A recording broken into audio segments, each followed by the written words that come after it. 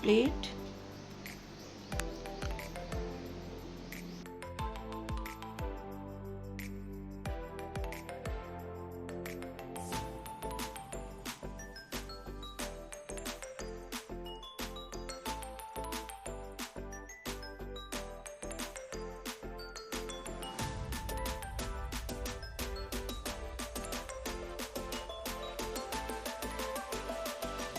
নিয়ে এলাম কীভাবে আমি ডাঁটা সংরক্ষণ করব এবং একটা ডাঁটার তরকারি। খুবই সিম্পল, তবুও চলুন আপনাদের সাথে শেয়ার করি। সকালবেলা উঠে প্রথমে পাখিদের আমি খেতে দিই, একটু এক্সারসাইজ করি, মানে হাঁটা চলা করি। হাঁটা চলা করতে করতে গাছপালা, পাখি আর আমার একটি কুকুর আছে, সবাইকে, গাছকে জল দিই, পাখিকে খেতে দিই, কুকুরকে দুটো বিস্কুট দিই। এই করতে করতে হালকা ব্যায়াম হয়ে যায়, তারপরে কাজকর্ম শুরু করি।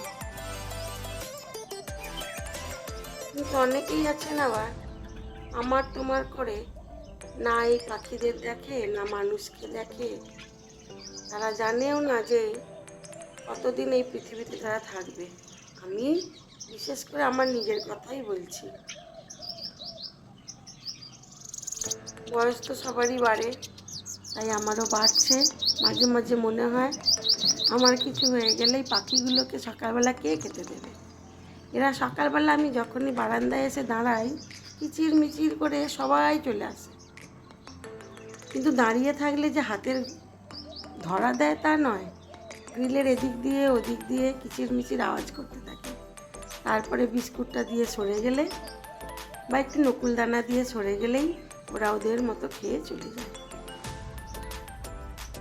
আমরা মানুষ পৃথিবীতে কতদিনের জন্য আসি, তবুও আমার তোমার করতেই থাকে। চলুন আজ ডাঁটা সংরক্ষণ দেখাবো। আমার ভিডিওতে ফেরা যাক। আমার তো ডেলি ব্লগের ভিডিও নয়, আমি রান্নার ভিডিও ছাড়ি। আশায় আশায় ছেড়েই চলেছি, জানি না কবে এর উন্নতি হবে। সেরকম কিছু হয়নি, তবে ভাইরাল না হলে কিছুই হবে না। তবুও কিছু একটা নিয়ে আছি। আমরা এই যে কুকুর, বিড়াল, পাখি সবাইকে দেখবো ভাবি, তার জন্য তো হাতে কিছু দরকার। কিভাবে দেখব? কারো ভরসায় কিন্তু সব কিছু হয় না। আবার যাদের হাতে ক্ষমতা আছে তারা কিন্তু এগুলো হয়তো দেখেই না, যে পাখি কি খাবে, কুকুর কি খাবে, বিড়াল কি খাবে। হ্যাঁ, আমার এই জায়গাটা ওকে দেব না, আমার এই জিনিসটা তার সাথে শেয়ার করব না। এগুলো যাদের হাতে ক্ষমতা আছে, পয়সা আছে, তারা এই বিভেদটা খুবই করে। আর যাদের হাতে পয়সা নেই, যারা চায় কিছু করতে, তারাই অসহায়। জানি আজ মরলে কাল দুদিন, যে কোনো ক্ষমতাবান ব্যক্তিই হোক আর অসহায় মানুষই হোক, চলে গেলে এক মুঠো ছাই বই কি আর কিছুই না।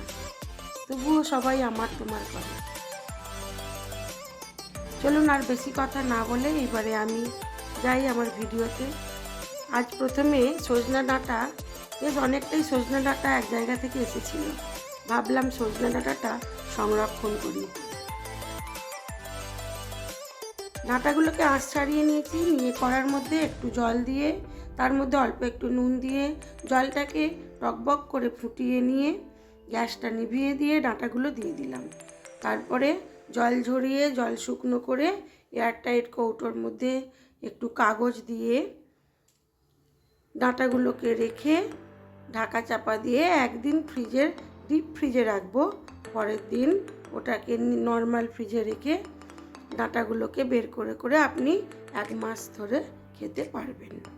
না হলে সজনে ডাঁটা তো আনার পর দিন থেকেই শুকনো হতে থাকে, যদি ছাড়িয়ে রাখা হয় 2-3 দিন খাওয়া যায়। আর আমি যে প্রসেসে করলাম, এই প্রসেসে করে রাখলে মাসখানেক আপনি ডাঁটাটা খেতে পারবেন।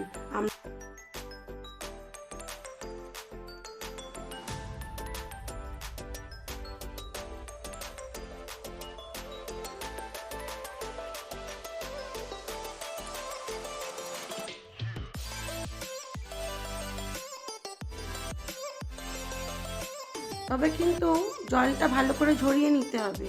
তারপরে এয়ারটাইট কৌটোর মধ্যে কাগজ দিয়ে এইভাবে ঢাকা চাপা দিয়ে প্রথম দিন ডিপ ফ্রিজে রেখে তারপরের দিন বাইরে রাখতে হবে, না হলে আবার ডাঁটা বরফ হয়ে জল পচা হয়ে যাবে। চলুন এইবারে আমি একটা সজনা ডাঁটার রেসিপি দেখাই। এবারে এই ডাঁটাগুলোকে আমি ফ্রিজে স্টোর করে রাখবো, বেশ অনেক দিন থাকে।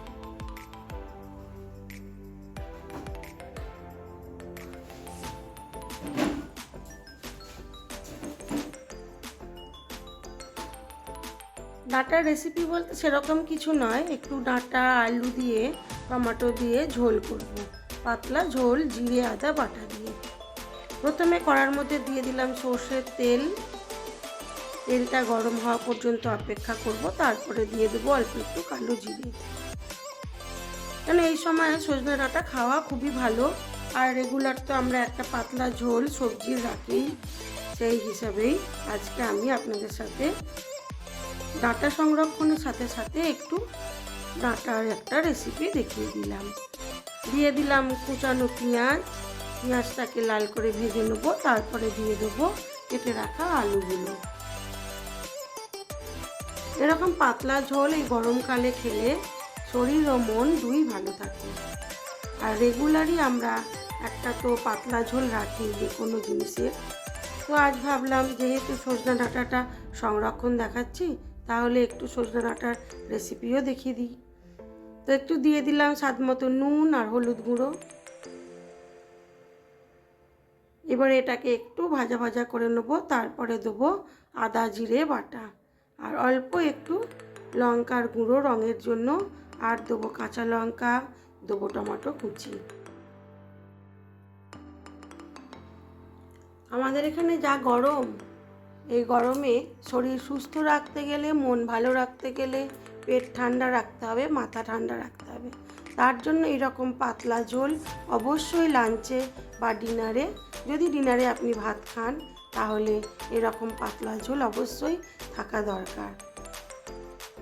দিয়ে দিলাম আদা কাঁচা লঙ্কা বাটা আর অল্প একটু জিরেও ওর সাথে বেটে নিয়েছিলাম। সব কিছু ভালো করে কষিয়ে নিয়ে দিয়ে দেবো কেটে রাখা ডাঁটাটা। কেটে নিয়েছি, ধুয়ে নিয়েছি, ভালো করে জল ঝরিয়ে নিয়েছি। এবারে দিয়ে দেবো ওটা, আর দেবো স্বাদ মতো নুন ও অল্প একটু চিনি দিয়ে খুব ভালো করে এটাকে কষিয়ে নিয়ে এর মধ্যে পরিমাণ মতো জল দিয়ে দেবো। দিয়ে সেদ্ধ হওয়া পর্যন্ত অপেক্ষা করব। আপনারা চাইলে এর মধ্যে মাছ দিতে পারেন, বড়ি দিতে পারেন, কিন্তু আমি নিরামিষই করলাম। আমার মেয়েরা যেহেতু সবজির মধ্যে মাছ পছন্দ করে না, সেই জন্য আমি খুব একটা সবজির তরকারিতে মাছ বা মাছের মুড়ো দিতে পারি না। দিলেও ওদের জন্য তুলে রেখে আমাকে দিতে হয়। এবারে দিয়ে দেবো পরিমাণ মতো জল, দিয়ে এটাকে সেদ্ধ হতে দেবো।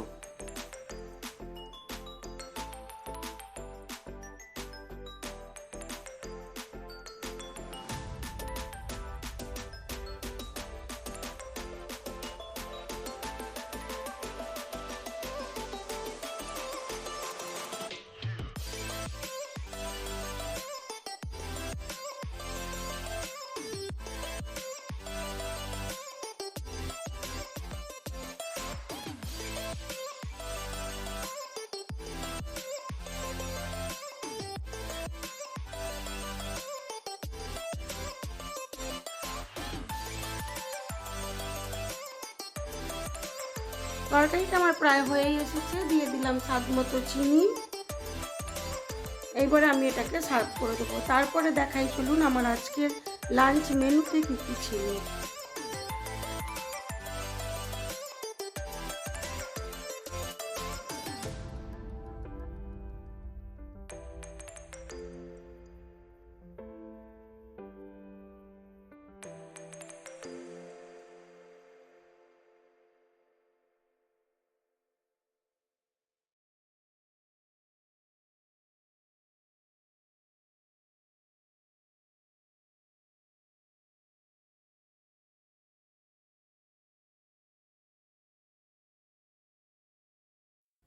আমার আজকের লাঞ্চ মেনুতে ছিল সাদা ভাত, পাতিলেবু, আলু ভাজা, মোটা মোটা করে আলু ভাজা, মাছ ভাজা, ডাঁটা আলু দিয়ে ঝোল, আর ছিল চিকেন কষা, আর ছিল মিষ্টি দই। আজ এইটুকুই। সবাই ভালো থাকবেন, সুস্থ থাকবেন, নিজেদের খেয়াল রাখবেন। আর ভিডিওটি ভালো লেগে থাকলে লাইক শেয়ার অবশ্যই করবেন। নতুন বন্ধু হয়ে থাকলে একটা সাবস্ক্রাইব করে দেবেন।